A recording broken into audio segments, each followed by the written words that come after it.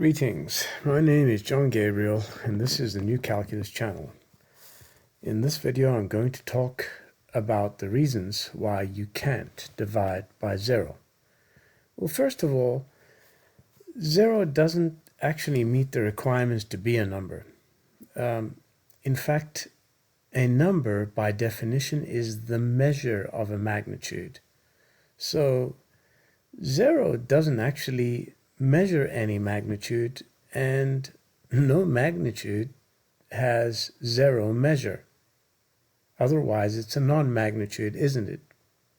Okay, so to be a number, what does one normally require? It requires a ratio of integers, because the rational numbers are the only real numbers. So you might say, well, yes, you can write zero over any number, any integer k, and that's zero, isn't it? But k doesn't measure zero, and zero doesn't measure k. Okay, so also zero doesn't have any of the properties of proportion. So, for example, if you had to write 2/3 is equal to 4/6, and you had a zero anywhere here, you couldn't do the type of proportion operations or the type of arithmetical operations that you would do on these numbers as you would do on zero, because zero is not really a number. What does p over q mean as a fraction?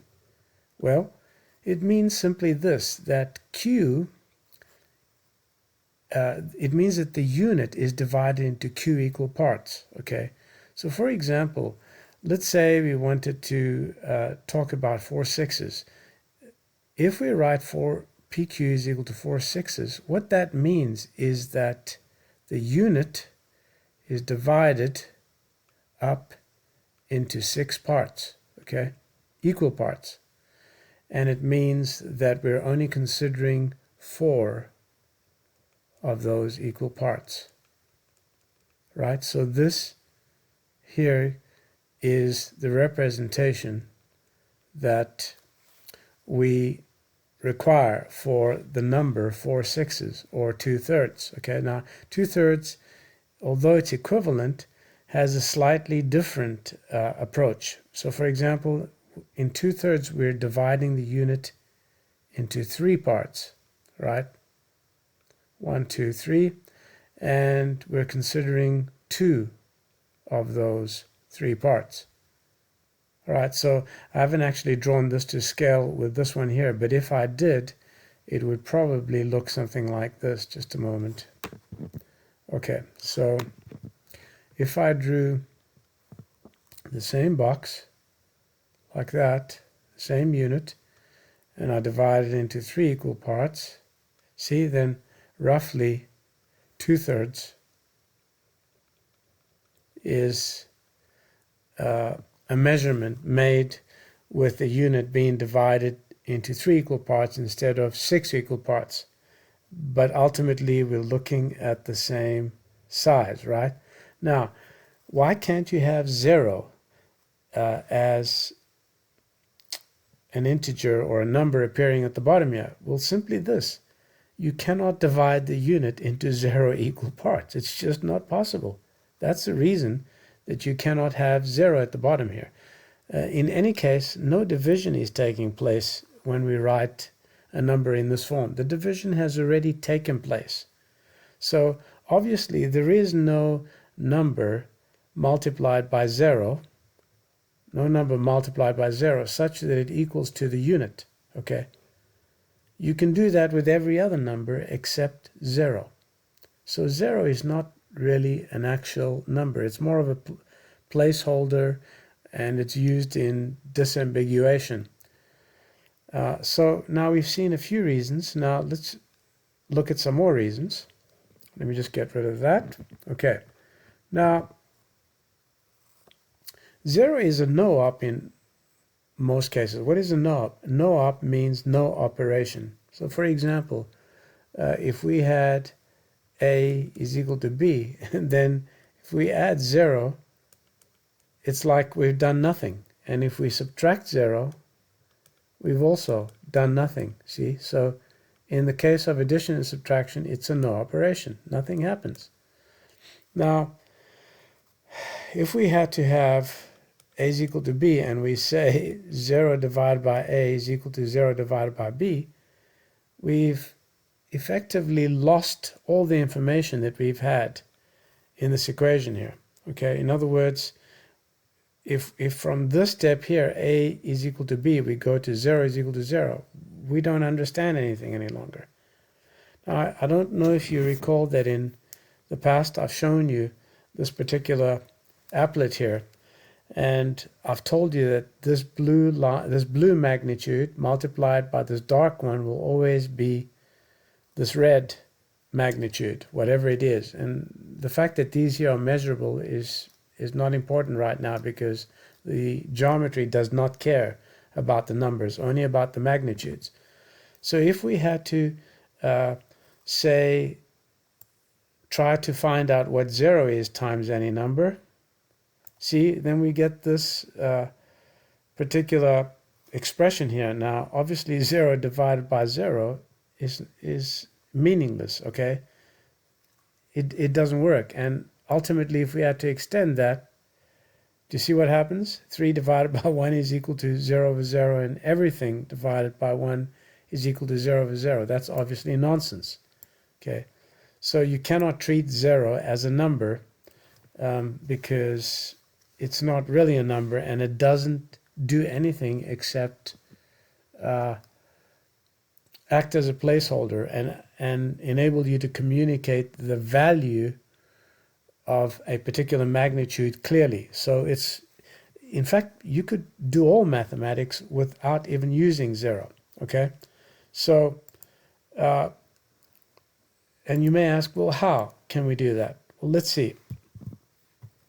Well, suppose you have a template as follows, okay? You have, let's see, you have a radix at this point here, and on this side here, you're going to represent units and tens and hundreds, etc., and thousands. And here you're going to represent tenths and hundredths and thousands, etc., right? So for example, and of course these are denoted by these numbers here, right?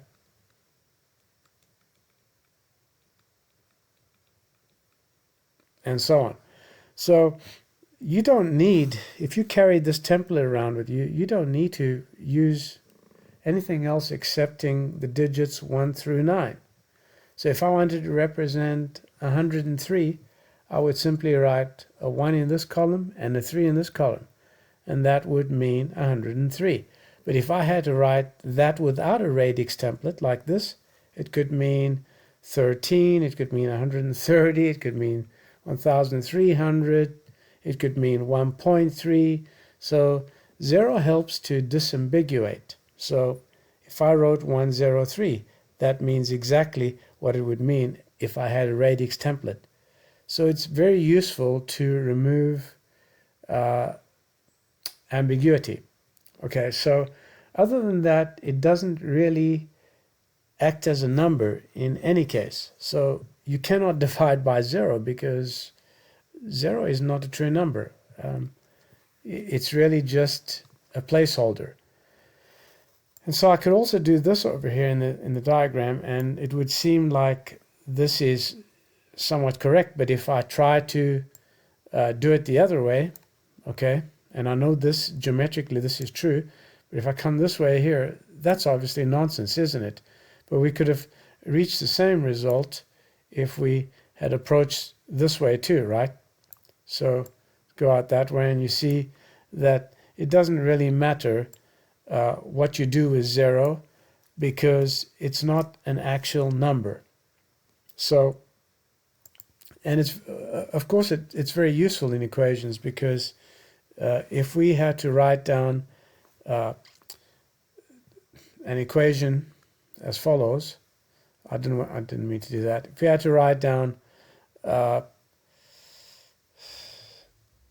a squared plus b squared is equal to c squared, and we wanted to write it as follows, as a squared plus b squared minus c squared.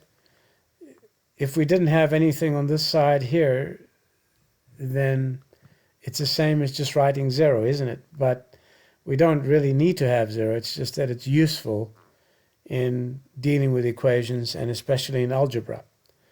So I know I've talked a lot about 0, and what I wanted to focus on most is why you can't divide by 0, because there is no unit that can be divided into 0 equal parts. Okay, so you can divide 3/4 or 5/6 or 3/7.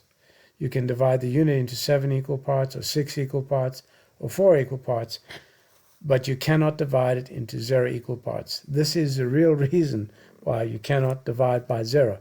And all the other operations are really no operations. In other words, nothing happens. Okay. All right. So that's all I really wanted to discuss in this video, and I hope you've enjoyed it. This is a new calculus channel. My name is John Gabriel, and until next time, goodbye.